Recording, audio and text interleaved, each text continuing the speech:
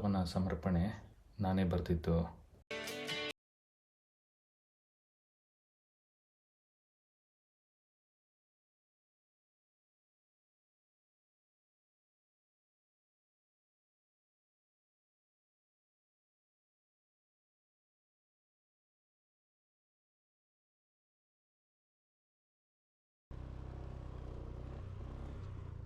ಈ ಎತ್ತರದ back water view ನೋಡ್ಕೊಂಡು ಈಗ ಕೆಳಗಡೆ ಹೋಗ್ತಾ ಇದ್ದೀನಿ. ಇವರು ಲೋಕಲ್ ಟ್ರೈಬ್ಸ್ಗಳು, ರಿವರ್ ಸೈಡ್ ಟ್ರೈಬ್ಸ್ ಅಂತ ಹೇಳ್ತಾರೆ ಇವ್ರನ್ನ.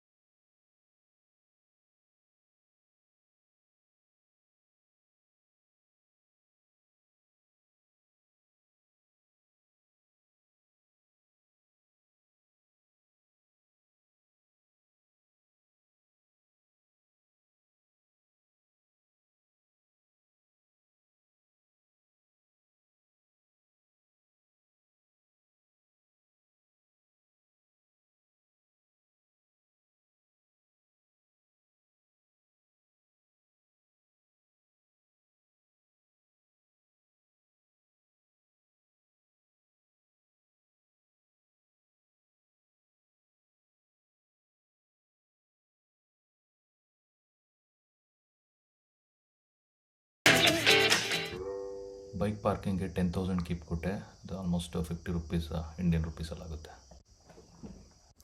ನೀವು ನೋಡ್ತಾರೆ ಬಿಲ್ಡಿಂಗ್ಸ್ಗಳೆಲ್ಲ ಸರ್ವಿಸ್ ಪ್ರೊವೈಡರ್ ಆಗಿರ್ತಾರೆ, ಅದೇ ಕ್ರೂಸ್ ಸರ್ವಿಸ್ ಪ್ರೊವೈಡರ್ಸು. ಇವ್ರದ್ದು ಕ್ರೂಸಲ್ಲಿ ಫುಲ್ ಡೇ ಟ್ರಿಪ್ ಹೋಗ್ಬೋದು ಮತ್ತು ನೈಟ್ ಸ್ಟೇನೂ ಇದೆ ಅಂತ ಹೇಳ್ತಾರೆ. ನನಗೆ ಟೈಮ್ ಇಲ್ಲ, ಅದರಿಂದ ಇದನ್ನು ನಾನು ಯೂಸ್ ಮಾಡಲಿಲ್ಲ. ಈ ಸರ್ವಿಸು ಫ್ರೀಯಾಗಿ ಬಂದರೆ ಹೋಗ್ಬೋದು. ನಮ್ಮದೆಲ್ಲ ಡಿಸ್ಕವರಿ ಟ್ರಿಪ್ಪು, ರಿಲ್ಯಾಕ್ಸ್.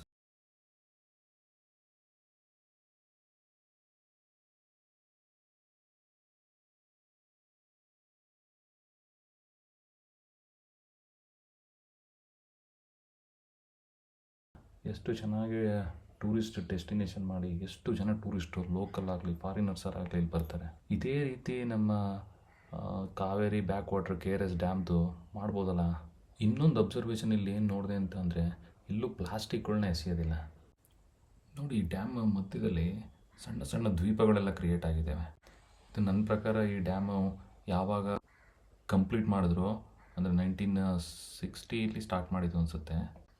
ಅದಾದ ಮೇಲೆ ಇಲ್ಲಿ ನೀರು ನಿಲ್ಲೋದಕ್ಕೆ ಸ್ಟಾರ್ಟ್ ಆದಾಗ ಈ ಎತ್ತರ ಪ್ರದೇಶಗಳು ಈ ರೀತಿ ದ್ವೀಪಗಳಾಗಿದ್ದಾವೆ. ನೀವು ಇದು ಹೊರಗಡೆ, ನೀರಿಂದ ಹೊರಗಡೆ ಇರೋ ಈ ಬಿಲ್ಡಿಂಗ್ಗಳೆಲ್ಲ ನೋಡ್ತಾ ಇದ್ದಾರಲ್ಲ, ಇದೆಲ್ಲ ರೆಸಾರ್ಟ್ಸ್ಗಳಲ್ಲ, ಸಣ್ಣ ಸಣ್ಣ ಹೋಟೆಲ್ಗಳು. ಈ ಗಿಫ್ಟ್ ಐಟಮ್ಸ್ಗಳನ್ನೆಲ್ಲ ತೊಗೊಂಡೋಗೋದು ಎಲ್ಲ ತುಂಬ ಚೆನ್ನಾಗಿ ಮಾಡಿಟ್ಕೊಂಡಿದ್ದಾರೆ.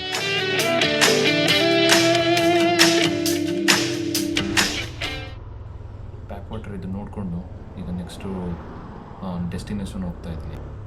ಅದು ಇಲ್ಲಿಂದ ಅರೌಂಡು 90 ಕಿಲೋಮೀಟರ್ಸ್ ಇದೆ. ನೋಡೋಣ ರೀಚ್ ಆಗುತ್ತೋ ಇಲ್ವೋ ಅಂತ. ಇಲ್ಲ ಅಂದರೆ ಇಲ್ಲೇ ಎಲ್ಲಾದರೂ ಮಧ್ಯೆ ನಾನು ಸ್ಟೇ ಆಗಬೇಕು. ಇಲ್ಲಿ ಹೋಟೆಲ್ ಅಂತ ಹೇಳಲ್ಲ, ಇದನ್ನು ಗೆಸ್ಟ್ ಹೌಸ್ ಅಂತ ಹೇಳ್ತಾರೆ. ಇಲ್ಲಿ ಹೋಟೆಲ್ ಕಾನ್ಸೆಪ್ಟ್ ಇರೋದು ಓನ್ಲಿ ಅದು ಕ್ಯಾಪಿಟಲ್ಲು ಮತ್ತು ಕೆಲವು ಟೂರಿಸ್ಟ್ ಪ್ಲೇಸಸ್ ಮಾತ್ರ ಹೋಟೆಲ್ ಅಂತ ಹೇಳ್ತಾರೆ. ಬೇರೆ ಕಡೆ ಎಲ್ಲ ಮ್ಯಾಕ್ಸಿಮಮ್ ಗೆಸ್ಟ್ ಹೌಸ್ ಅಂತಲೇ ಹೇಳೋದು. ನಾನು ಬೈಕ್ ರೈಡನ್ನ ಯಾಕೆ ಪ್ರಿಫರೆನ್ಸ್ ಮಾಡ್ತೀನಿ ಅಂತಂದರೆ, ನಾನು ಇಷ್ಟ ಬಂದ ಜಾಗದಲ್ಲಿ ನನಗೆ ಏನಾದರೂ ನೋಡಬೇಕು ಅನ್ಸಿದ್ರೆ ನಿಲ್ಲಿಸ್ಬೋದು. ಈಗ ನಿಮ್ಮ ಮುಂದಿನ ವೀಡಿಯೋಗಳಲ್ಲಿ ಅದನ್ನೇ ನೋಡ್ತೀರಿ. ನನಗೆ ಇಷ್ಟ ಆಗಿದ್ದ ಕಡೆ ನಿಲ್ಲಿಸ್ಕೊಂಡು ಅದನ್ನು ನೋಡಿಕೊಂಡು ಮುಂದೆ ಹೋಗ್ತೀನಿ. ನೀವು ಕಾರಲ್ಲಿ ಅಥವಾ ಟೂರಿಸ್ಟ್ ವೆಹಿಕಲ್ಸ್ಗಳಲ್ಲಿ ಹೋದರೆ ಈ ಫೆಸಿಲಿಟಿ ನಿಮ್ಗೆ ಸಿಗಲ್ಲ. ಯಾವಾಗಲೂ ಅಷ್ಟೇ ಬೈಕ್ ರೈಡಿಂಗ್ ಬೆಸ್ಟ್ ಟ್ರಿಪ್ ಮಾಡೋದಕ್ಕೆ.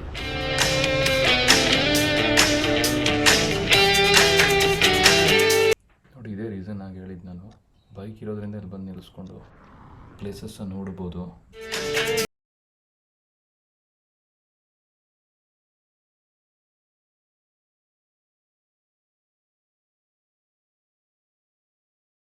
ಈ ಡ್ಯಾಮ್ ಕನ್ಸ್ಟ್ರಕ್ಷನ್ನು 1968 ಸ್ಟಾರ್ಟ್ ಮಾಡಿ 1984 ಕಂಪ್ಲೀಟ್ ಆಗಿದೆ. ಇದ್ರ ಮೇನ್ ಉದ್ದೇಶ ಪವರ್ ಜನ್ರೇಷನ್ ಆಗಿದೆ ಮತ್ತು ಇದರ 25% ಅಷ್ಟೇ ಇವರು ಯೂಸ್ ಮಾಡೋದು. ಇನ್ನು ಬಾಕಿ 75% ಥೈಲ್ಯಾಂಡ್ ಇಲ್ಲಿಂದ ಎಲೆಕ್ಟ್ರಿಸಿಟಿ ಸಪ್ಲೈ.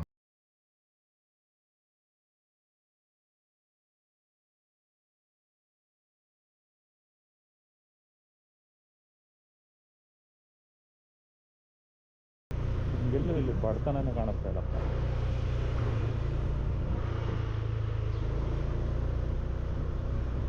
ಮುಂದೆ ಹೇಳಿದ್ರು ಇದು ಪೂರೆಸ್ಟ್ ಕಂಟ್ರಿ.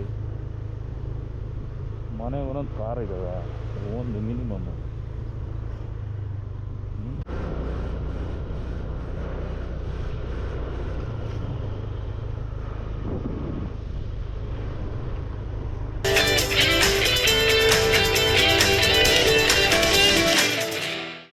ಮೇಲಿಂದ ಮತ್ತೊಂದು ವ್ಯೂ.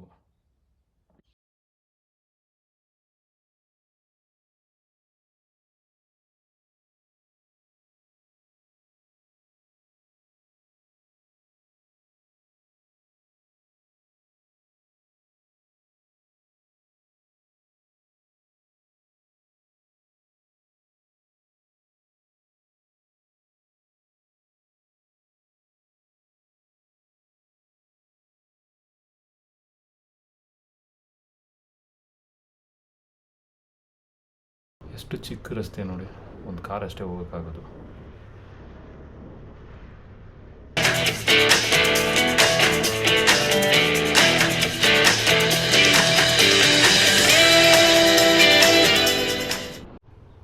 ಗೆಂಡೆ ತಿಮ್ಮ ಹಾಡುಗಳಿವು.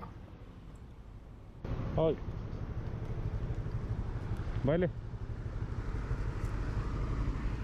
ನೀ ಬಾ.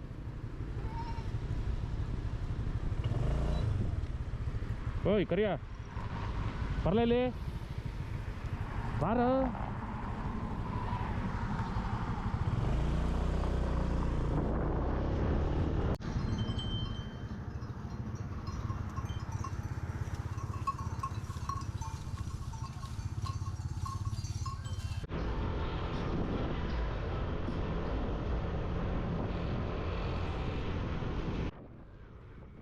ವೀಸಾ ಪಾಸ್ಪೋರ್ಟ್ ಇಲ್ಲದೆ ನನ್ನ ಜೊತೆ ಬಂದಿದೆ ನೋಡಿ ಸೈಡು. ಬೆಳಕಿನಿಂದ ದೂರ ಹೋಗಬೇಕಾದ್ರೆ ಅಷ್ಟೇ ನಮ್ಮ ನೆರಳು ನಮಗೆ ಕಾಣೋದು. ಬೆಳಕಿನ ಕಡೆ ಹೋಗ್ತಾ ಇದ್ದರೆ ನಮ್ಮ ನೆರಳು ನಮ್ಮ ಹಿಂಬಾಲಿಸುತ್ತೆ.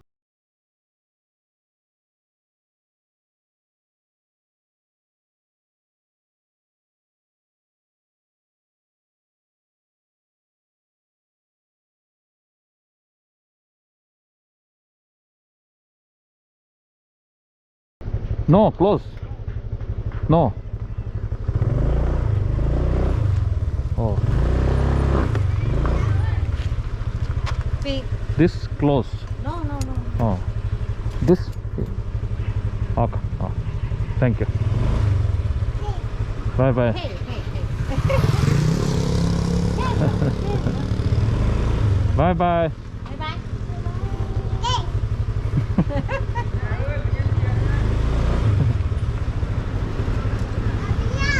ಒಂದು ಗೆಸ್ಟ್ ಹೌಸ್ ಇತ್ತಿಲ್ಲಿ, ಅದು ಕ್ಲೋಸ್ ಆಗಿದೆ ಅಂತೆ, ಮುಂದೆ ಇದೆ ಅಂತ ಹೇಳ್ತಾ ಇದ್ದಾರೆ.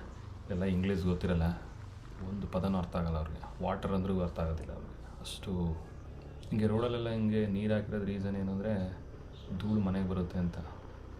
ಎಲ್ಲ ಪೂರ್ತಿ ಮಡ್ ರೋಡು ಇಲ್ಲ.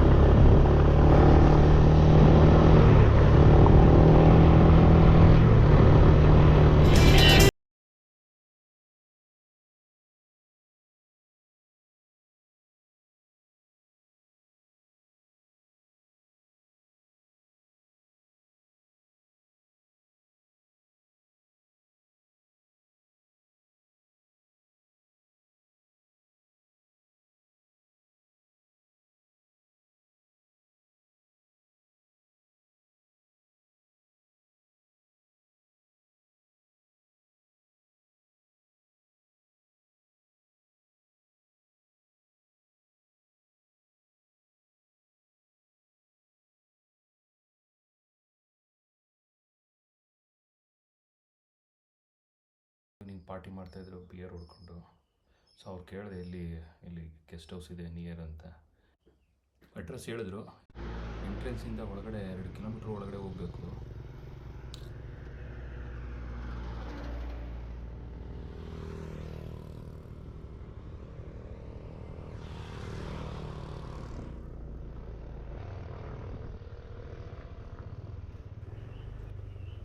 ಪೂರ್ತಿ ಕಳ್ಳ road.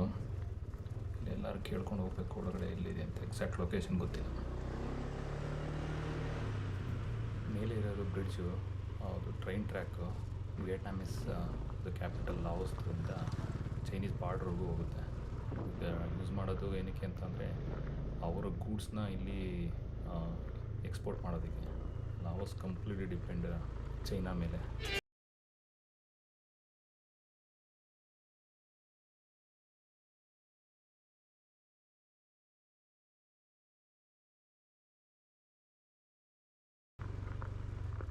Where is guest house? Yeah. Okay, okay. Oh.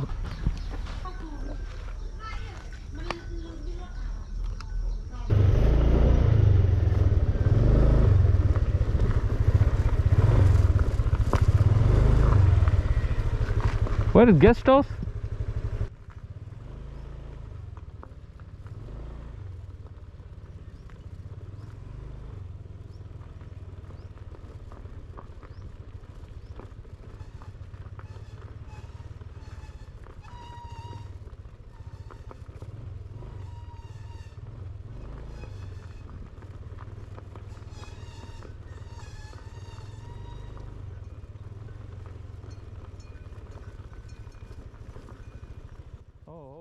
ಈ ರೋಡ್ ಹೋಗ್ತಾ ಇದ್ದು ನೋಡ್ತಿದ್ರೆ ಏನೋ ರಾಂಗ್ ಟರ್ನ್ ತೊಗೊಂಬಿಟ್ನಾ. ರಾಂಗ್ ಟರ್ನ್ ಫಿಲಮ್ ಎಲ್ಲ ನೆನಪಾಗುತ್ತೆ. ಗೆಸ್ಟ್ ಹೌಸು ಅಷ್ಟೇ ಭಯಂಕರ ಜಾಗದಲ್ಲೇ ಮಾಡಿದ್ದಾರೆ. ಯಾರಾದರೂ ಗೆಸ್ಟ್ ಹೌಸ್ ಇಷ್ಟು ಒಳಗಡೆ ಬರ್ತಾರಾ? ಸಿಕ್ಕಾಬಿಟ್ಟೆ ಡೌಟ್ ಆಯ್ತು ನನಗೆ ಫಸ್ಟು.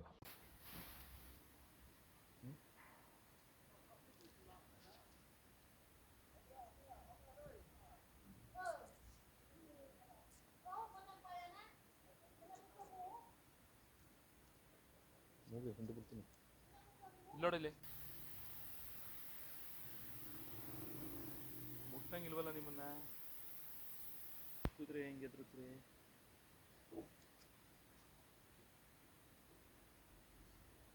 ಕಚ್ಚಿಚ್ಬಿಟ್ಟಿಯಾ?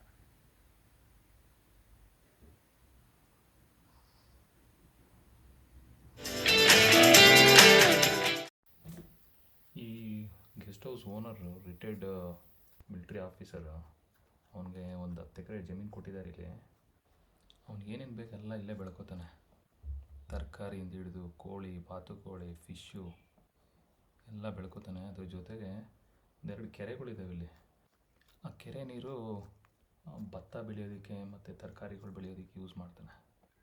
ಹೊರಗಡೆ ಏನು ಡಿಪೆಂಡೆಂಟ್ ಆಗಿಲ್ಲ ಇವನು, ಇಂಡಿಪೆಂಡೆಂಟ್.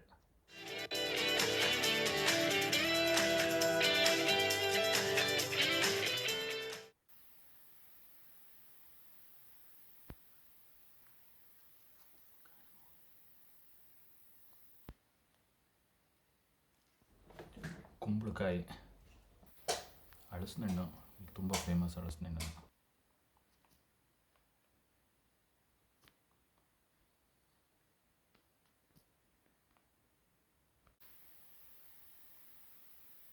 ಆ ಕೆರೆ ಒಳಗೆ ನಾಟಿ ಕೋಳಿ ಗೂಡು ಕಟ್ಟಿದ್ದಾರೆ. ಅದರ ಕಸ ಇದೆಯಲ್ಲ ಅದನ್ನು ಮೀನು ತಿಂದು ಬೆಳೆಯುತ್ತೆ. ಇವತ್ತು ನೈಟ್ಗೆ ಇದೇ ಕೆರೆ